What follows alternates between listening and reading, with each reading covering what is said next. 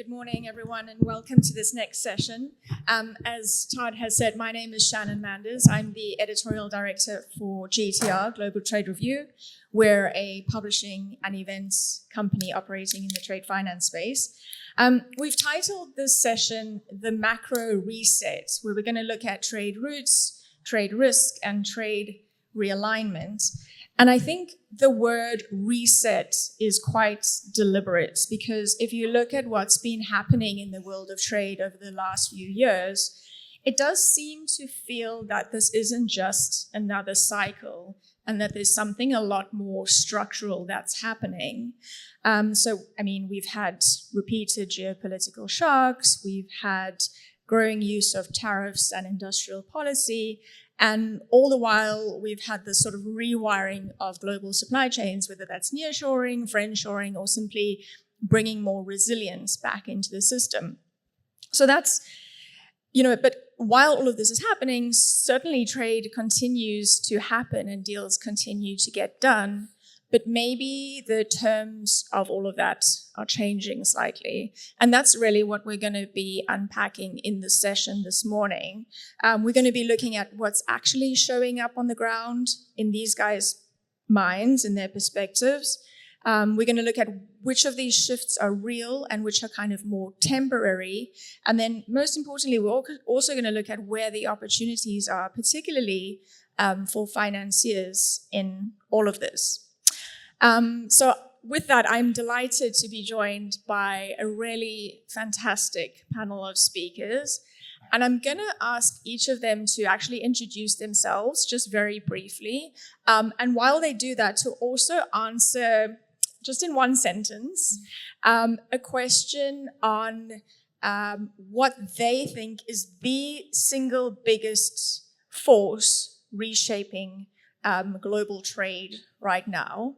And while they're doing that, we're going to be asking a Slido question immediately after that. So do get the app out and have a look at that. But Ajit, maybe I'll start there and we'll work our way down. Go ahead. Thank you, Shannon. Hi, I'm Ajit Menon. I run HSBC's trade finance business for the US. Great to be here and see so many familiar faces. From my perspective, the one force that is changing the way international trade is taking place is actually uncertainty.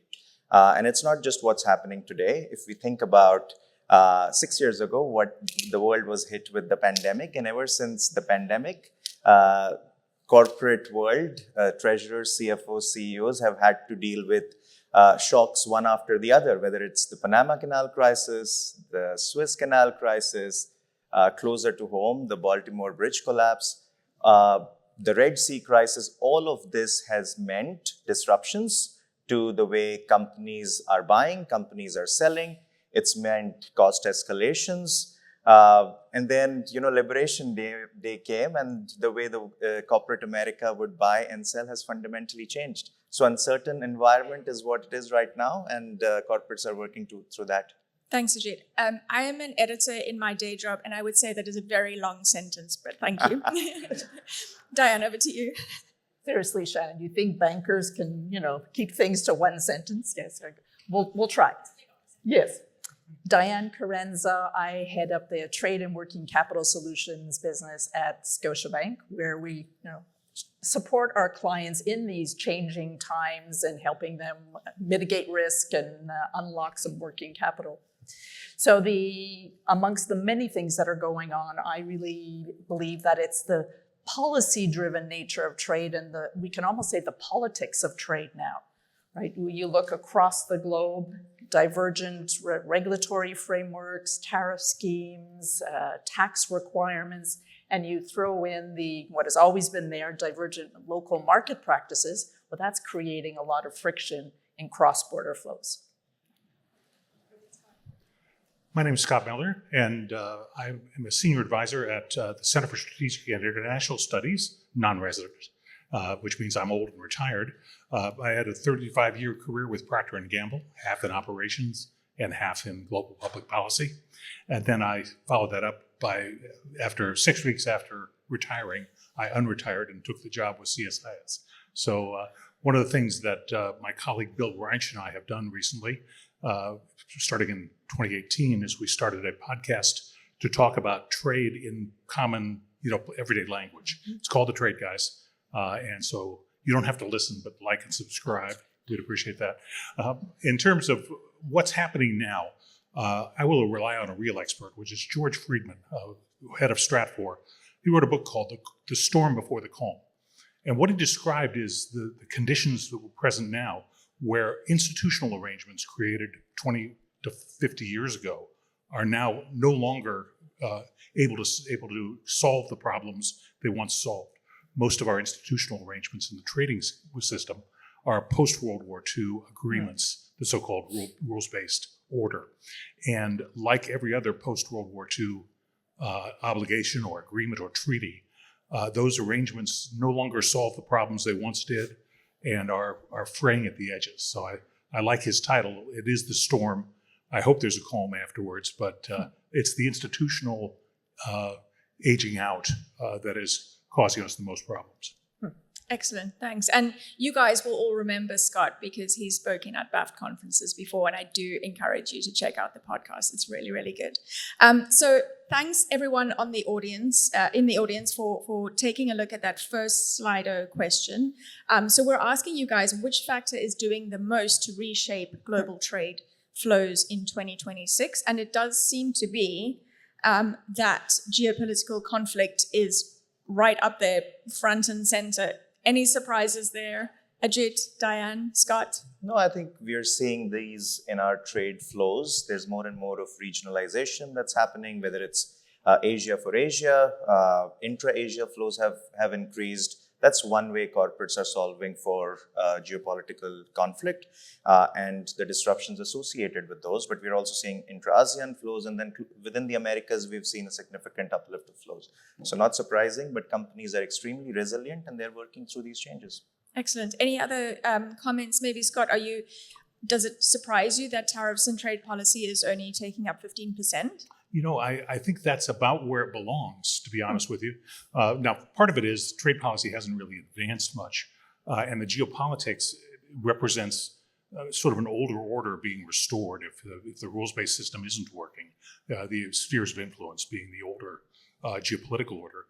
But look, if you ask consumers what's upsetting them, ask American voters what's upsetting them, tariffs wind up being about 1% in terms of the most important issue.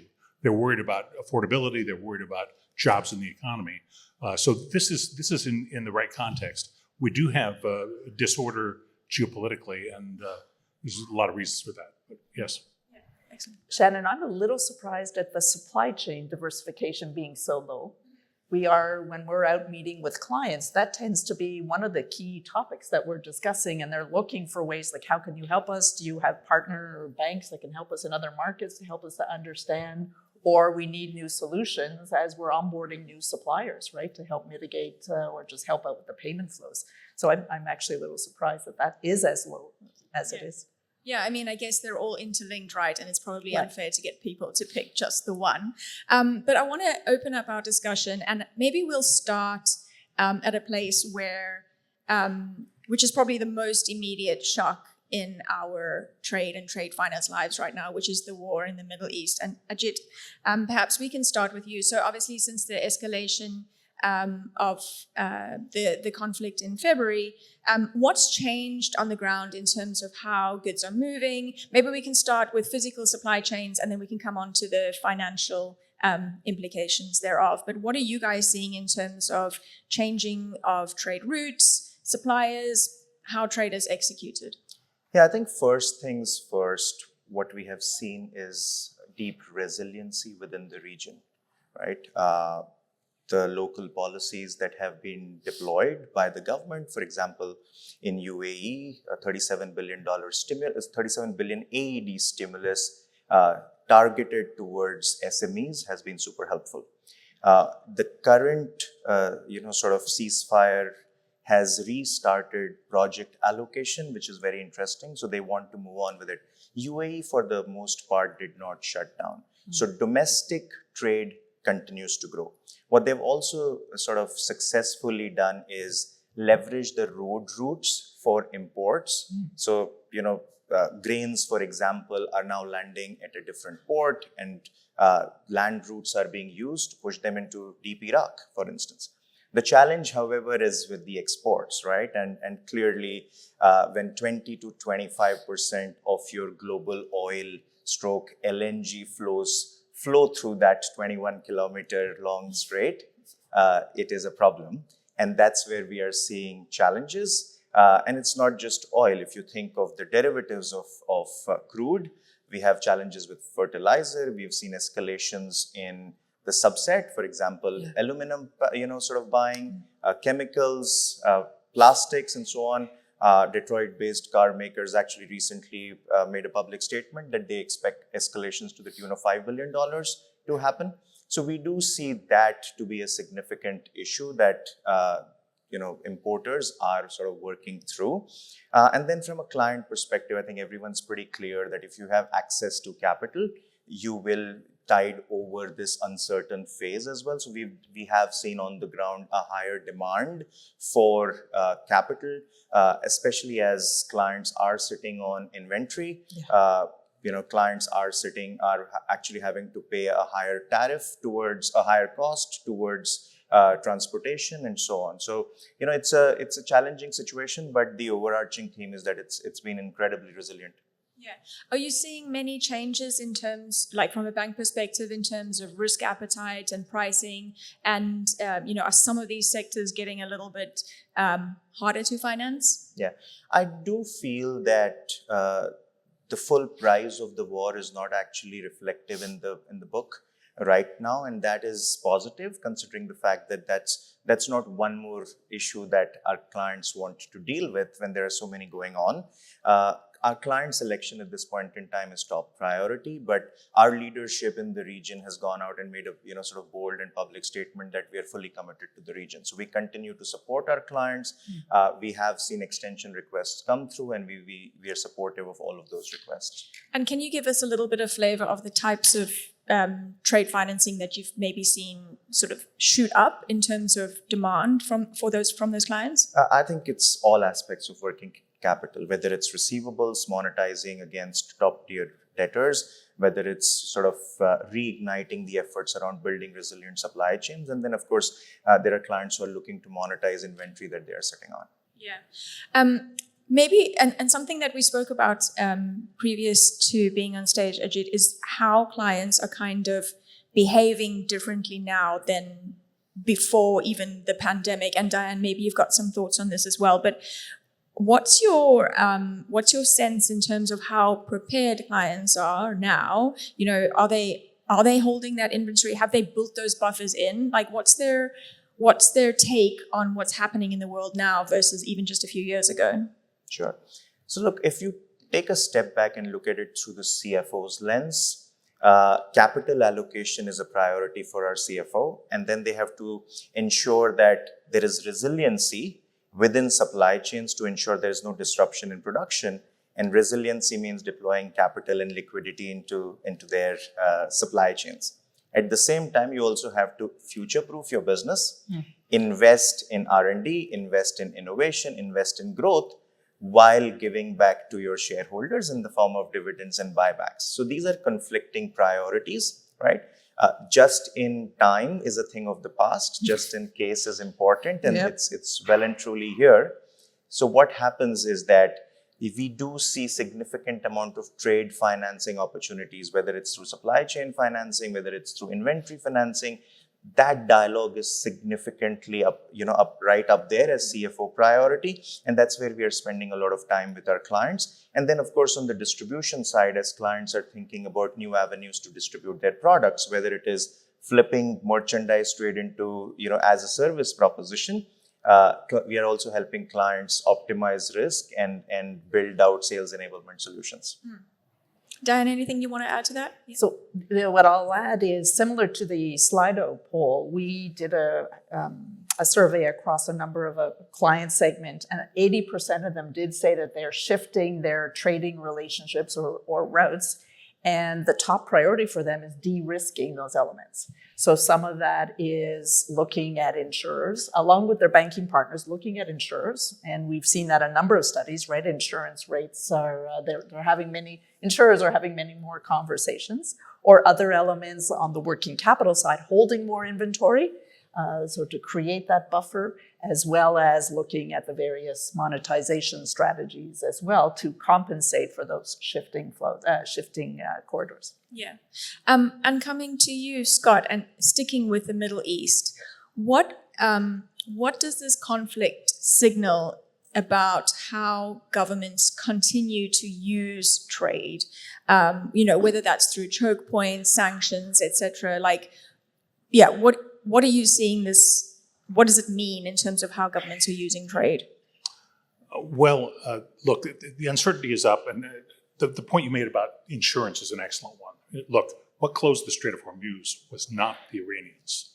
It was the insurers of maritime cargo, right? So if you can't get insurance, the ship doesn't sail. So there's a lot of uncertainty at deep levels and multiple levels. Look, I think we have to face the fact that we've managed to kill globalization. In fact, Bruce Mellon, a long-time Republican political consultant, publishes a Substack every Sunday. This week, the title of the Substack was, "Who Killed Globalization?" Well, first, it's an admission that it's dead. It may not be dead, but it's different. Peak trade was in 2007. Trade is a share of gross product. But maybe the real culprit here is COVID, and we still haven't recovered from that. So the war in the Middle East is a problem, but the lack of trust and the destruction of self-destruction of experts that happened during the COVID pandemic is really what's driving a lot of the underlying thing, beyond war itself, beyond the conflict. I would look at the University of Michigan's Consumer Confidence Survey, which has been in steady decline since 2020. And without interruption. Doesn't really matter what the shape of the economy is. Consumers have gotten progressively more, this is American consumers, on a very long researched and quality instrument. But a 6-year steady decline, regardless of economic conditions, of consumer opinion and confidence in the economy. Well, we got a bigger problem than the Middle East. And Scott, are you saying then that we're in this system that no longer can absorb shocks like this? Do they actually end up reshaping the system? I guess the answer is yes, if you're talking about the pandemic. Yes, and shocks are more difficult to accommodate because we don't have good structures for accommodating those difficulties. I think we're going to see that in agriculture. Everybody's panicked about oil, and you go to Twitter, everybody's got their Twitter PhD in oil prices, and you can read all the nonsense you want. But what I'm most concerned about is frankly ammonium. Ammonia is one of the materials that makes the modern world, right along with steel and cement and plastics. We can't feed 9 billion people without ammonia. It's derived from natural gas. If ammonia and other fertilizer ingredients are in short supply, at the same time there are dry conditions in large producing regions, including the United States, we're going to have food security problems worldwide. And that's a problem that will take time to address, and if not done effectively, lasts for multiple cycles. The cattle cycle, from the birth of the calf to heifer is 5 years. So you have a difference in behavior at the front of that. Beef prices are basically up for 5 years. So it's a tough issue, and it's one where the trading system never did all that much with agriculture. So that for me is the thing I'm most concerned about. Yeah, definitely concerning. There's this question for you, Scott, but I'm going to come to it a bit later because it's talking about the current US administration, and we're going to take the US lens in a little while. But now kind of moving away from the Middle East and beyond that immediate shock, and Diane, something for you to have a look at. If we zoom out and look more globally, we layer in tariffs, policy shifts, and supply chain disruption. Where are you seeing elsewhere in the world, whether it's here in North America or elsewhere, where are you seeing the biggest shifts in trade corridors right now? I guess we can talk sort of post-pandemic. So I'll answer that in a sort of a slightly different way, less geographic, and kind of look at it, seeing like different shifts or trends, if you will, if that's okay. So the structural piece is we're seeing a change there. And by what I mean by that is the conversations around, like, trade is mainstream. Right? It's become, look at headline news. I mean, even my 93-year-old mother's like talking about, oh, I'm hearing about, trade flows and globalization, those kind of things. So it's also what we're seeing is shifts in the boardroom and in the court, amongst our clients, trade and supply chain and figuring out the working capital. They used to be very distinct. The commercial groups would go out and sign a new contract or negotiate a new supplier agreement on the procurement side. But Treasury finance discussions are now including their trade and working capital specialists to be all part of that corporate plan and those strategies, right? I mentioned the de-risking, so all of those elements come in, and for sure the nature of you mentioned it, Ajit, it's no longer the lowest cost provider. It's really having a broader view of the supply chain and building those trusted networks and those trusted partner relationships, which is becoming a little more challenging these days. So that's the structural piece, but again, trade and the solutions to finance to mitigate risk are no longer an afterthought, they're an integral part. When we switch to the geographies, we're sitting in a really important corridor, the Canada, US, Mexico, that whole chain. And despite the noise about renegotiating trade agreements, there continues to be really important business and new business that are growing shifts, again, as it relates to, we heard in the earlier panel, a regional or a corridor approaches. Production is being moved, or partnerships and relationships are being established to be closer to the end user. They say in 2024, I believe was the last year of the number, but it was just short of $2 trillion worth of the flow of goods across those three countries, and that is expected, to accelerate potentially up to closer to three trillion, in very short order. So all of that trend, we're also seeing in other markets. As we talk to our clients around the globe, you are seeing so it is a reshaping. You use the term of globalization, right? It's a new way of doing business. So I don't think it's dead either, it's a theory I put out there. But it is looking more at a regional approach, and as again, building those strategic partnership and relationships, which are at the corporate level, suppliers, buyers, and sellers. But I also think within this community, right, similarly, we can't be all things to all people. So how do we as a financial institution adapt, whether that's how we deploy our capital, how we mitigate risk, but then also how do we leverage this network and to be able to offer that coverage and also resiliency, frankly, to our clients. You're absolutely right about trade with neighbors. Look, we joke about USMCA, or as we call it on the program, USMACA, that being a source of humor. But frankly, the U.S.'s two largest trading partners are Canada and Mexico. And as restrictions on China have increased, those two markets are more and more important to most commercial entities in the United States.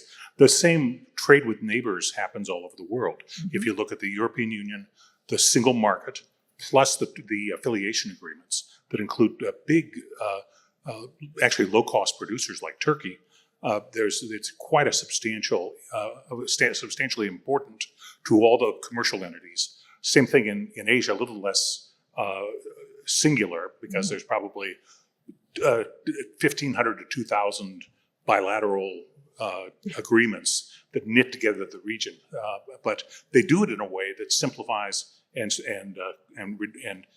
makes more efficient all the production.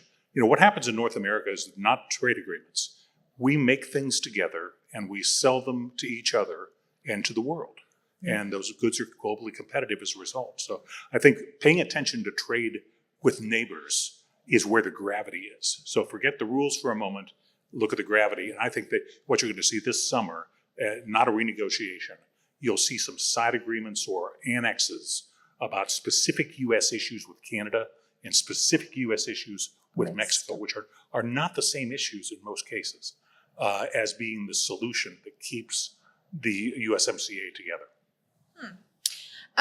Looking more globally, what are the key trade routes or corridors that are kind of ones to watch at the moment in terms of new opportunities? Maybe starting with you, Ajit. Yeah, so I think if we take a step back and see what's happening around the world is focused on energy security, national security, and food security. Yeah. Right. So across these three sort of pillars, you will see more regionalization of trade flows happen, right? Whether it's within Asia, as I said earlier, you will see more intra-Asia flows, intra-ASEAN flows, China for China kind of flows happen. Closer to home, you will see regionalization of flows that will happen in the Americas, Canada, Mexico, the US, right? Across these three categories. At the same time, it's important to understand that you can't lift and shift supply chains in entirety, right? If you think of auto OEMs, if an OEM moves, hundreds of tier one suppliers of these OEMs have to move. But then these tier one suppliers source from thousands of component manufacturers, and it's difficult to move them, lock, stock, and barrel. Therefore, just in case is important because you don't want to get stuck when there's the next disruption that happens, which is where clients are hyper-focused when it comes to capital allocation and prioritization around building resilient supply chains, ensuring that they strike the balance between deployment of capital within their supply chains while focusing on future-proofing their business. So we do see these kind of thematics emanate from around the world. Scott, are there any trade corridors that you think that the world is underestimating right now? Probably the geopolitics of the Western Hemisphere and the degree to which Latin America can integrate with North America. It's been a real struggle. I'm old enough to go back to the trade agreements in the George W. Bush administration. Bob Zoellick was the U.S. trade representative and tried to knit together Latin America. We accomplished some of it, or they accomplished some of it, as for instance, the agreements with Central America and Chile and Peru and Colombia. But those haven't amounted to what many of us hoped it would in terms of creating scale and creating the kind of sort of productive enterprise that a good trade agreement should help do. So now I do think that that the U.S., if you look at the strategic statements, the national security strategy, they're really, the Monroe Doctrine is back, much as the near abroad for Russia and the one China policy for China. Those are important spheres of influence, but how you deliver on that is unclear to me at this point, given what's come before. So that's a question. Yeah. Okay. Let's hone down a little bit on the US specifically. And Scott, referencing your podcast, you guys have been framing 2026 around these trade battlefronts, as you guys call them, from sort of domestic legal tensions to what's happening with China-related pressure. Maybe just give the audience a quick rundown of what those trade battlefronts are and how you're seeing things impacting the companies that everyone serves. Sure. The headline is "The opera ain't over till the orange man tweets," but thanks. Anyway, just seeing who's awake. We identified four potential conflict points at the beginning of the year. First one was what we call POTUS versus SCOTUS. That is, what would the ruling on IEEPA tariffs be, and would the Supreme Court constrain the administration in a meaningful way? Well, they did act in a way that was in contrary to the administration's desires, but it didn't really constrain that much, which we can talk if you'd like. The second was basically the U.S. versus Canada and Mexico. That one is being resolved constructively in the renegotiation of the USMCA. As I mentioned, it's unlikely to result in elimination, and it's unlikely to result in separate bilateral agreements among the parties. But don't give up. If you're working on this issue, if you're talking to a member of Congress, if you're talking to any U.S. official about this, tell them how important the USMCA and stability in the rules of North America are to your clients' businesses. They need to hear that. The third is basically China versus the rest of the world. And if you look at some recent publications by the government of China about compliance with rules, and there's a lot of heads I win, tail you lose efforts on foreign enterprises. It says to me that there's some stinging going on there. And look, China is structurally imbalanced. In the United States and most developed economies, 70 to 80% is domestic consumption. In China, it's 40%. Yeah. Okay, that imbalance shows up in exports everywhere else and overcapacity. And everyone will start to deal with this. Mexico actually has a very similar position about China than Donald Trump has. So there's lots that can be going on. China versus the world is yet to flare up, but it is likely to happen. Stop there. Yeah, thanks, Scott. Let's take this audience question because it's a good one and kind of relates to what you've been talking about. So the question is, the pace of change during the current US administration has been frenetic. That's a word. Imagine it is 2028 and a president with a different view of trade is taking the helm. Is there any going back, or has the globalization ship sailed? Good question. It is a great question. Look, Donald Trump is no accident. He is a result. He is effect, not cause. So think about that. Populism exists in politics for a reason, and that is people are dissatisfied with what's happening with the current state of affairs, and they want to change. And Donald Trump has many vices, but he has a consistent virtue, which is he loves America, and he spends every day trying to do the best for the American people. He's not well appreciated for it. And as I said, his vices tend to outweigh it on a daily basis. But that's what his voters see in him. He's their advocate. All right. So with that in mind, keep in mind also that the Biden administration, which had a very different view of trade and work with allies and all the things that we like in polite company, did absolutely nothing in 4 years. I mean, absolutely nothing. No new agreements. No new anything. They a lot of handshakes and conferences, and so to the point that Larry Summers, who's not exactly a right-wing economist, said, "Look, the United States goes over and gives lectures, and China comes and builds an airport. We're doing this wrong, all right?" And so I don't think we're going to go back because of the institutional change. But what is the new vision that does incorporate allies, that does have a different tone and manner to it, has yet to be defined, mostly because of the track record on both parties is suspect at this point. There's a great business community. There's a great energy toward American competitiveness with the world.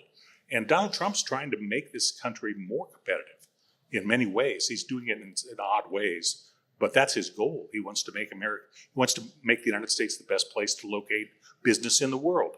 He never says that, but that's what his economic plans do. So in any case, I don't think there's going back, but no, nothing's going to be the same as Donald Trump. He's sui generis. Okay, I want to spend the last few minutes of this session just shifting gears a little bit. So if we just park geopolitics for just a minute, if that's possible.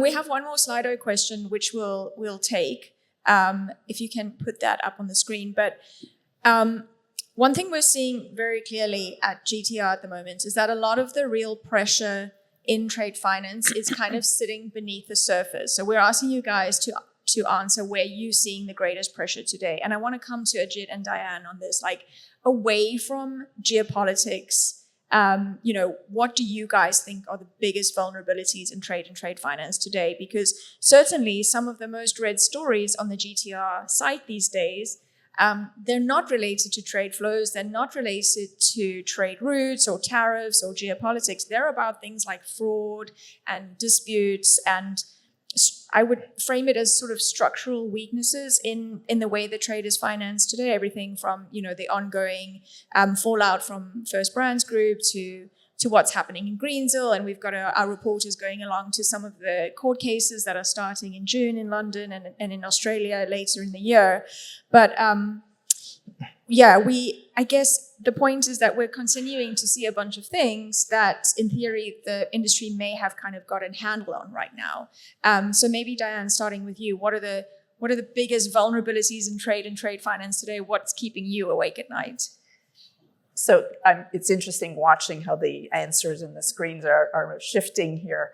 And what I'm going to say is, which I think touches on all of this, is pricing and the unintended consequences of said pricing.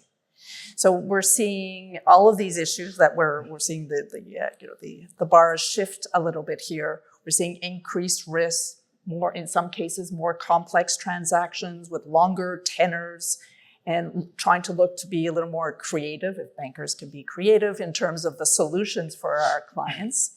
And the whole risk-reward balance seems to be off. So increased risk, but pricing isn't moving in concert with that. And in some markets, in some places, we're actually seeing it go down. And we all know the cost of capital is not necessarily shifting.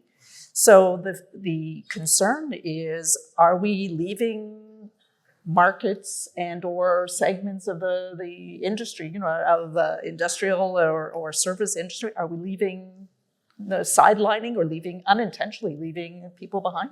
Yeah.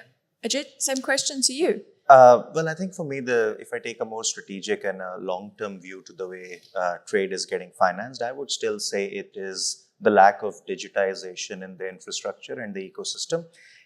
Even today, 1 billion pieces of paper move from point A to point B to finance and facilitate international trade. So while we are living in the age of AI, there is so much that the technology can do, but it feels like we will fail the technology if we don't create the right infrastructure, the right governing rules around it. And if you have that in place, then at least the liquidity, the credit risk, and the fraud and operational risk piece gets solved for on its own, right? Imagine a situation where you know that a certain invoice is a legit invoice between buyers and seller. A certain invoice has not been financed previously by another provider. You have financed that and you have perfected your security. So what you take out is errors. What you take out is fraud risk. What you take out is slow down of or the lack of velocity. And then you're also in that manner ensuring that access to capital is also sorted for. So to me, the lack of digitization, despite the times we are living in, remains a problem. Yeah. There's another question here, but I'm actually going to suggest that the person asks, I think, Scott, during the networking break. It's about consumer demand, and I don't think we have time to get into that right now, but we've only got a minute left, let's call it that. Quick fire round to each of you. What is the one thing that the audience should leave thinking differently about when it comes to risk or opportunity or supply chain disruption? Maybe Scott, I'll start with you. Keep an open mind because things are changing. It is the storm before the calm. Diane, wow. So macro reset, but there is a path. There's no going back, but definitely look forward. And while all these complexities are increasing challenges, there's also opportunities. Excellent. Ajit? This too shall pass. Yeah, indeed. Let's show our appreciation to the panelists. Thanks very much to you all. Thank you.